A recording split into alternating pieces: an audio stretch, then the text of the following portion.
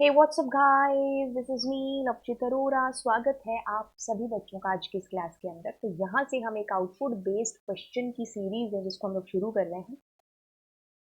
तो चलिए स्टार्ट करेंगे आउटपुट बेस्ड क्वेश्चंस। और पहला क्वेश्चन है आपके पास में डिक्शनरी से रिलेटेड। आप डिक्शनरी दे रखी है आपको पता है कि डिक्शनरी की बात होती है तो एक तरफ डिक्शनरी में होता है कीज, उसके बाद उसको मैप करती हुई उसकी वैल्यूज। ठीक है, कीज की बात करें तो हमेशा यूनिक होती है कीज, पता है ना।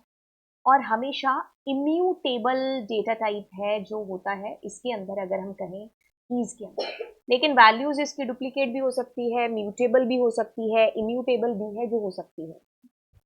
ठीक है, वैल्यूज कुछ भी हो सकते हैं लेकिन कीज यूनिक रहेंगी और हमेशा इम्यूटेबल रहेंगी। यानी कि हम कभी चाहकर के भी लिस्ट और डिक्शनरी को कीज नहीं बना सकते क्योंकि बोथ आर म्यूटेबल।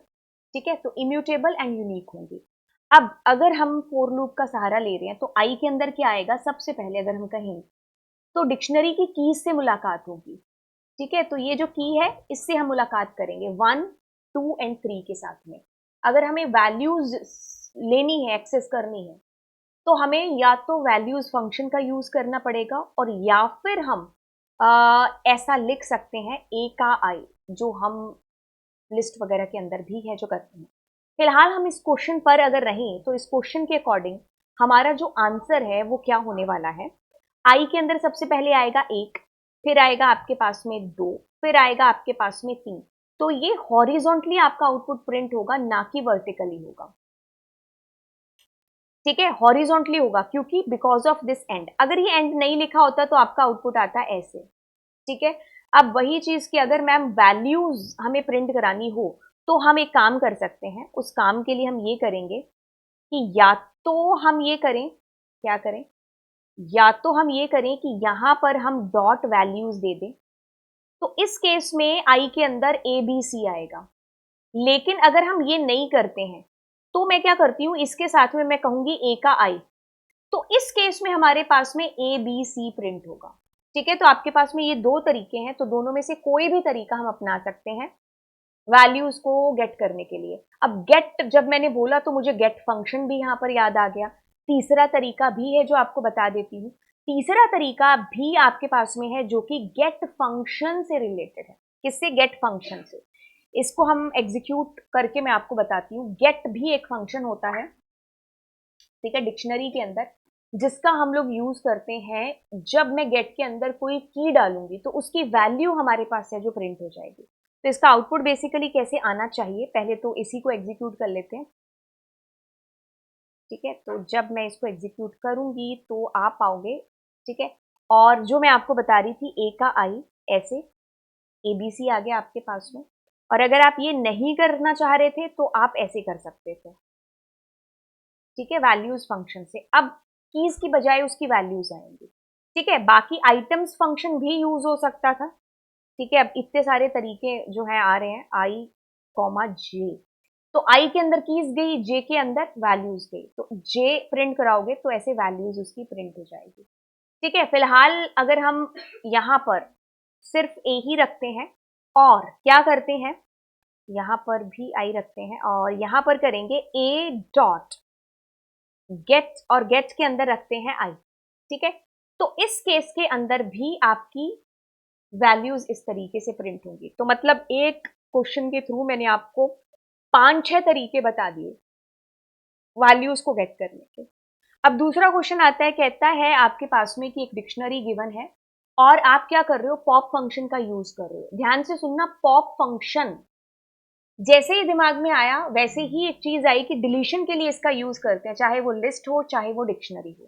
ध्यान रखना, जब हम लिस्ट के साथ में इसको पॉप को लगाते हैं, जैसे कि फॉर एग्जांपल मैं एक लिस्ट ले रही हूं, ठीक है, और मैंने यहां पर कहा प्रिंट पी डॉट पॉप, और पॉप के अंदर मैंने जीरो को इसको पॉप कर दिया है ना। अब मैं क्या करती हूँ, प्रिंट और पी को प्रिंट करती हूँ। तो ध्यान से देखना, ये जीरो नंबर इंडेक्स को डिलीट करके, मतलब एक्चुअल आपकी लिस्ट में डिलीट कर देगा, और बचा हुआ है ना जो, वो आपने प्रिंट करा लिया अगले में। मतलब ये ना केवल आपका डिलीट करता है बल्कि डिलीशन वाली आइटम को रिटर्न करके भी आपको देता है। अब इसमें एक और केस है कि अगर आप इसमें कुछ नहीं डालते हो तो ये बाय डिफॉल्ट लास्ट जो एलिमेंट होता है ना आपकी लिस्ट का उसको डिलीट करता है। अब अगर हम यही चीज एक डिक्शनरी के साथ में करना चाहें, जैसे कि अगर मैं एक डिक्शनरी बनाती हूँ और मैंने इसमें कुछ वैल्यू डाल दी, ठीक है, अब अगर मैं यहां पर डालती हूं कि मुझे ए को डिलीट करना है तो ये चीज आपको मालूम है कि ए को डिलीट कर देगा। लेकिन वही अगर लिस्ट वाला किस्सा हम करें कि इसमें कुछ ना डालें तो इस केस में ये आपको एरर देगा। तो मतलब डिक्शनरी के केस में ये मैंडेटरी हो जाएगा आपको इसके अंदर कोई की देना, ठीक है, जो आपको डिलीट करनी, अदरवाइज ये टाइप एरर आपको यहां पर दे रहा है। तो आपने कहा एज, एज आपके पास है नहीं है तो इस किस्म में आपके पास एरर आएगी और की एरर आपके पास में आएगी, ठीक है, ये आपका आंसर है। एंड बस आपके पास है ही नहीं है इसमें एज तो की एरर आएगी कि एज नाम की आपके पास नहीं है। अब अगला क्वेश्चन है, अगले क्वेश्चन के अंदर आपके पास में डिक्शनरी है और आप क्या कर रहे हो, अपडेट फंक्शन के थ्रू एक तरीके से दो डिक्शनरीज को मर्ज कर रहे हो, ठीक है, क्या कर रहे हो, दो डिक्शनरीज को मर्ज कर रहे हो। तो आपके पास में एक डिक्शनरी है जिसमें कुछ डेटा पड़ा हुआ है, अब उसके अंदर आप नया डेटा है जिसको ऐड कर रहे हो। तो बस क्या होगा, पहली डिक्शनरी के साथ दूसरी डिक्शनरी का डेटा आपका मर्ज होकर के आपके पास बी आंसर आएगा। लेकिन इसमें एक केस आपको ध्यान रखना है, डुप्लीकेसी वाला। आपको मैंने पहले बता दिया डिक्शनरी की कीज हमेशा यूनिक रहती हैं और इम्यूटेबल रहती हैं। अगर मान लीजिए यहां राहुल की जगह रोहित आ जाता तो रोहित का डेटा तो पहले से ही है, तो अब अगर नया डेटा लाते तो वो अपडेट हो जाता पुराने वाले से। यानी कि रोहित का एग्जाम्पल यहां समझ नहीं आएगा तो मैं विराट ले लेती हूँ, ठीक है। अब मैं अगर यहाँ राहुल की जगह विराट लेती तो क्या होता, तो ये होता कि ये जो विराट है ना इसका डेटा अपडेट हो जाता, तो ये 1 से 2 हो जाता। क्यों, क्योंकि डिक्शनरी में कभी भी डुप्लीकेट कीज नहीं आ सकती, ठीक है। अगर आप कहें तो हम इसको भी एग्जीक्यूट कर लेते हैं। अपडेट फंक्शन एक तरीके से दो डिक्शनरीज को आपस में एक तरीके से चिपका रहा है। अगर हम इसका आउटपुट देखें तो ऐसे आ रहा है, लेकिन जैसे ही मैं यहां पर वो डेटा लेकर के आऊंगी जो पहली डिक्शनरी इसमें ऑलरेडी है, तो ये देखो पुराने डेटा से नया डेटा अपडेट कर दे, ठीक है। ये आपको चीज ध्यान में रखनी है अपडेट फंक्शन के अंदर, क्योंकि ये क्या कर रहा है, अपडेट ही कर रहा है ना आपकी डिक्शनरी को। ओके, अब आप क्या कर रहे हो, आपके पास में एक डिक्शनरी है, ठीक है, और उसमें कुछ डेटा है, फिर आपने एक खाली डिक्शनरी ली। अब आप उसकी लेंथ पूछ रहे हो, तो लेंथ फंक्शन आपको हमेशा इंटीजर में आंसर देता है। इसमें कुछ है नहीं तो इंटीजर मतलब 0 है लेंथ, ठीक है, कोई डेटा है ही नहीं है। अगला क्वेश्चन देखते हैं। अगला क्वेश्चन कहता है कि what will be the output of the following, जिसमें आपको एक डिक्शनरी गिवन है। अब आपने क्या किया, डेल एक कीवर्ड है पाइथन के अंदर जिसके बाद आपने ए लिखा, यानी कि आप डिक्शनरी को मेमोरी से ही डिलीट कर रहे हो पूरा का पूरा।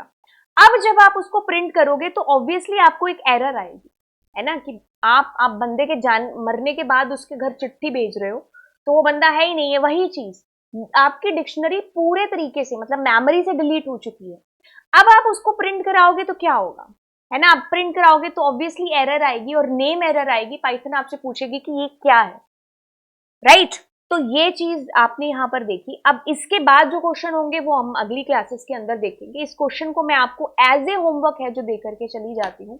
तो चलिए फिर मिलते हैं आपको नेक्स्ट क्लास में। Thank you so much, bye bye, God bless you. Channel को जरूर है जो आप सब्सक्राइब कर लीजिएगा। मिलते हैं नेक्स्ट क्लास में, बाय।